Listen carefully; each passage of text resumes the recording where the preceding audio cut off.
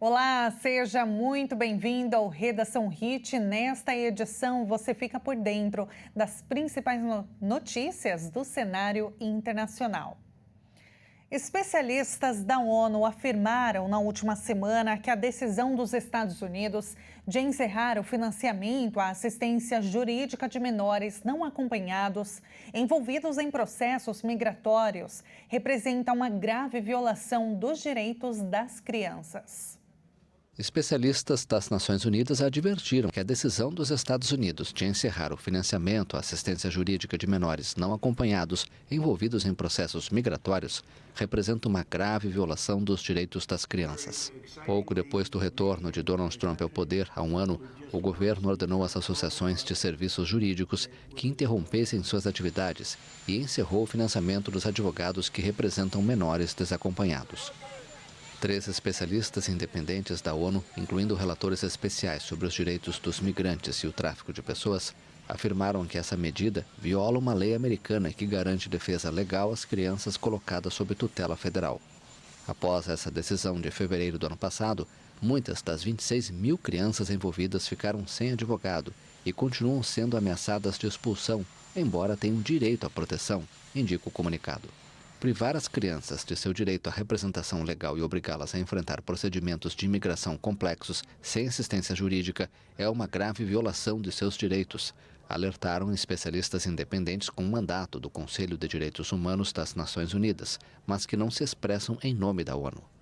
As declarações ocorrem no momento em que o governo americano está sob pressão devido à repressão em massa contra imigrantes em Minneapolis, na qual 2 cidadãos americanos foram mortos por agentes federais. Familiares de 2 pessoas de Trinidad e Tobago que morreram no ano passado durante um ataque militar dos Estados Unidos contra uma embarcação supostamente ligada ao narcotráfico processaram o governo do presidente Trump por homicídio. Trata-se da primeira ação judicial apresentada contra o governo americano após ataques contra embarcações no Caribe e no Pacífico Oriental, que deixaram ao menos 125 mortos desde setembro.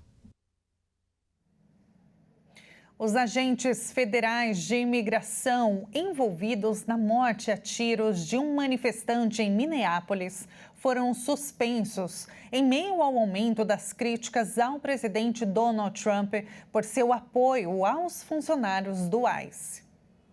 Os agentes federais de imigração envolvidos na morte a tiros de um manifestante em Minneapolis foram suspensos em um momento em que aumentam as críticas contra o presidente Donald Trump por defender os funcionários do ICE.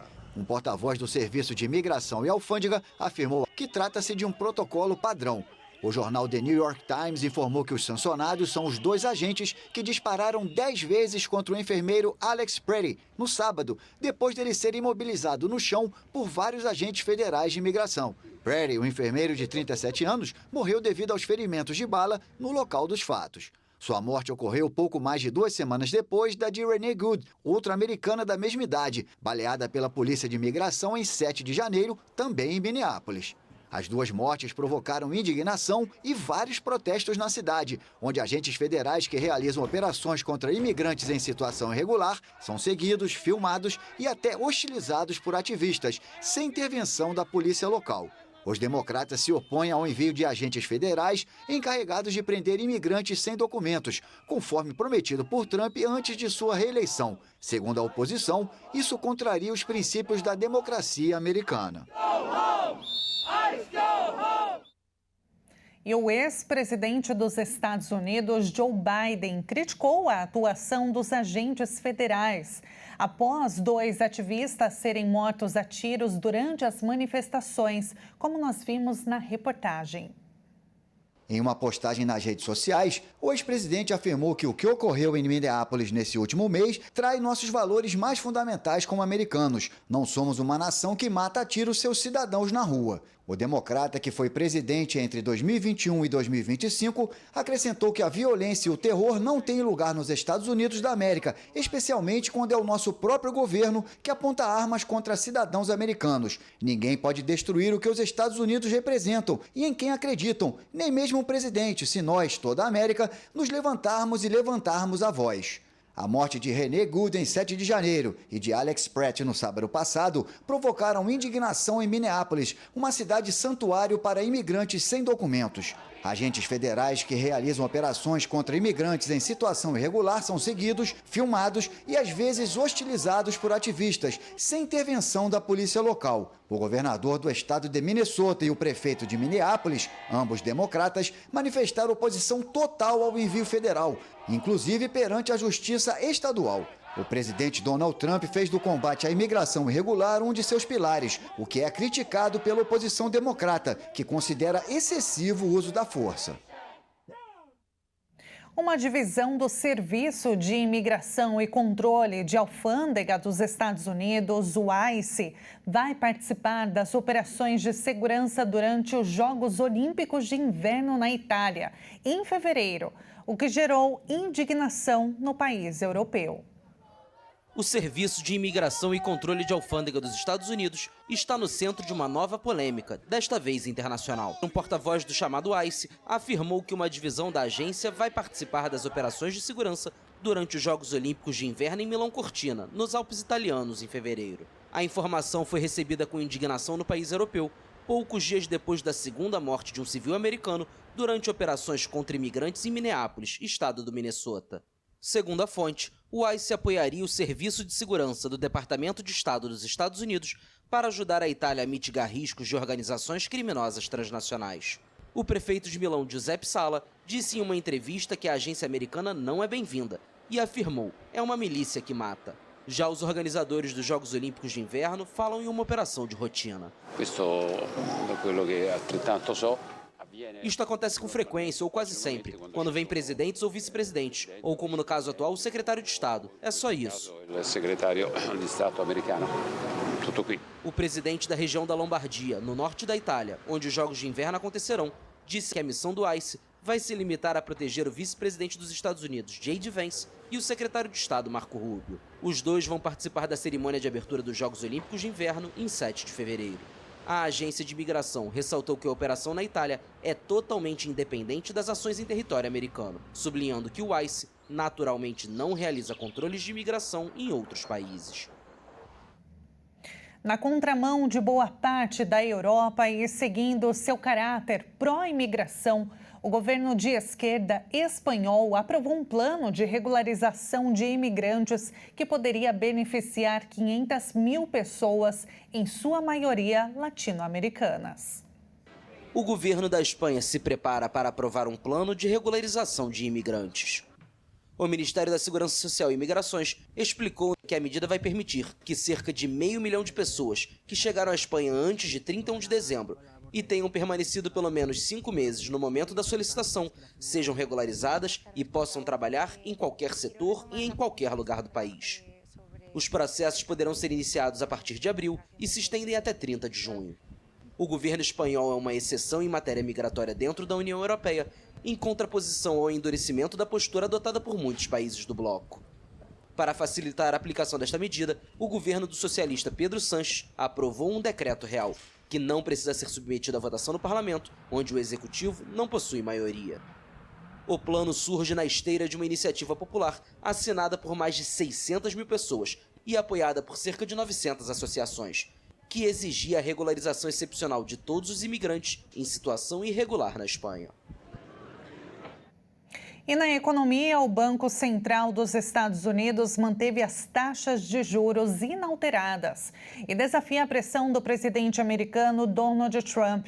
O chefe da autoridade monetária, Jerome Powell, afirmou que o caso em análise na Suprema Corte sobre a tentativa de Trump de destituir uma governadora do Banco Central pode ser o desafio jurídico mais importante já enfrentado pela instituição. O Federal Reserve, o Banco Central dos Estados Unidos, manteve suas taxas de juros inalteradas em sua primeira reunião do ano, em um contexto de crescimento econômico sólido e em desafio à crescente pressão do presidente americano Donald Trump por cortes. A votação terminou em 10-2 pela manutenção das taxas de juros de referência em um intervalo de 3,50% a 3,75%. Os dirigentes da autoridade monetária apontaram que a taxa de desemprego apresentou sinais de estabilização, enquanto a atividade econômica vem se expandindo a um ritmo sólido. O presidente do Banco Central americano, Jerome Powell, afirmou que o caso em análise na Suprema Corte sobre a tentativa de Trump de destituir uma governadora do Banco Central pode ser o desafio jurídico mais importante já enfrentado pela instituição. Diria que esse caso é talvez o caso jurídico mais importante nos 113 anos de história do Fed. E ao refletir sobre isso, pensei que seria difícil explicar por que não compareci. A afirmação foi feita ao responder uma pergunta sobre por que compareceu à audiência de 21 de janeiro relacionada ao esforço de Trump para destituir a governadora do Federal Reserve, Lisa Cook. Powell, que também classificou como politicamente motivada uma investigação contra ele conduzida pelo Departamento de Justiça do governo Trump, se recusou a comentar as declarações do secretário do Tesouro, Scott Bessent, que criticou sua presença na audiência judicial. Em um movimento para fortalecer a indústria aeroespacial indiana, o grupo Adani e a Embraer anunciaram um acordo para a montagem e produção de aeronaves no país. A parceria prevê a criação de uma linha de montagem local e cooperação na formação de pilotos, ampliando a presença da fabricante brasileira em um mercado considerado estratégico. O grupo indiano Adani e a brasileira Embraer assinaram um acordo para a construção de aviões na Índia, que almeja virar uma referência mundial no setor de aviação. Em um comunicado conjunto, as empresas anunciaram que vão estabelecer uma linha de montagem e vão colaborar na produção de aviões e na formação de pilotos. O documento acrescenta que o ecossistema proposto está destinado a apoiar a demanda interna e, simultaneamente, gerar um número significativo de empregos diretos e indiretos, sem revelar detalhes financeiros. A Adani, presidida pelo bilionário Gautam Adani, é um grande conglomerado que atua nos setores portuário e de energia. Com um acordo, ele busca impulsionar seus negócios no setor aeroespacial. A Força Aérea da Índia, país mais populoso do mundo, já utiliza aviões da Embraer, incluindo o Legacy 600 e o Netra AEWC, baseado no modelo ERJ-145. O presidente e CEO da Embraer Commercial Aviation, Arjun Meijer, afirmou que a Índia é um mercado fundamental para a empresa brasileira, que em outubro anunciou que fechou o terceiro trimestre de 2025 com uma carteira de pedidos de 490 aeronaves. As exportações do México aumentaram no ano passado, apesar das tensões com os Estados Unidos. Em 2025, o governo de Donald Trump lançou um tarifaço que afetou muitos países, incluindo aliados. As exportações de mercadorias do México cresceram em 2025, apesar das persistentes tensões comerciais com os Estados Unidos, seu principal parceiro, imerso em uma ofensiva tarifária mundial lançada pelo presidente Donald Trump. As vendas externas do México aumentaram 7,6% para 6 bilhões 640 milhões de dólares, ou 35 bilhões de reais, em relação a 2024. Mais de 80% deste montante corresponde às exportações para os Estados Unidos, segundo o relatório da balança comercial do Instituto Nacional de Estatística e Geografia. A maior parte das exportações mexicanas do ano passado foi composta por produtos manufaturados. Embora os envios de manufaturas tenham aumentado 9,8% em 2025 na comparação anual, neste setor surpreendeu a queda das exportações automotivas, uma indústria considerada por especialistas como valiosa para o comércio norte-americano, devido à forte integração produtiva dos dois países da região. O restante dos produtos manufaturados conseguiu evitar as tarifas aduaneiras por estarem protegidos pelas regras do TEMEC, o acordo comercial que México, Estados Unidos e Canadá assinaram em 2020 e que substituiu o antigo NAFTA, vigente desde 1994. A preocupação com o impacto das redes sociais na saúde mental dos jovens cresce em todo o mundo. A França aprovou uma lei que proíbe o uso das plataformas digitais por crianças menores de 15 anos. A medida busca ainda combater o cyberbullying. Parlamentares franceses aprovaram na madrugada desta terça-feira uma lei que proíbe o uso de redes sociais por crianças menores de 15 anos. Após mais de 7 horas de debate, a Assembleia Nacional aprovou o projeto de lei por 130 votos a 21. A medida, que ainda precisa da aprovação do Senado para entrar em vigor, segue os passos da Austrália, que em dezembro proibiu essas plataformas para menores de 16 anos, um caso pioneiro no mundo. O presidente Emmanuel Macron fez da proteção das crianças online e da regulamentação do tempo de tela um foco central de seu segundo mandato, que termina em 2027. Na rede social X, ele afirmou que o cérebro de nossas crianças não está à venda, nem para plataformas americanas, nem para redes chinesas, e disse que a aprovação é um passo importante. A Agência Francesa de Segurança Sanitária alerta para os riscos dessas plataformas: cyberbullying, comparação constante, exposição a conteúdo violento e distúrbios do sono. Para evitar isso, menores de 15 anos não poderão criar novas contas a partir de 1º de setembro e as contas existentes serão desativadas a partir de 1º de janeiro de 2027. A lei também proíbe o uso de celulares em escolas de ensino médio, uma medida já em vigor no ensino fundamental. A preocupação com o impacto das redes sociais na saúde mental dos jovens cresce em todo o mundo.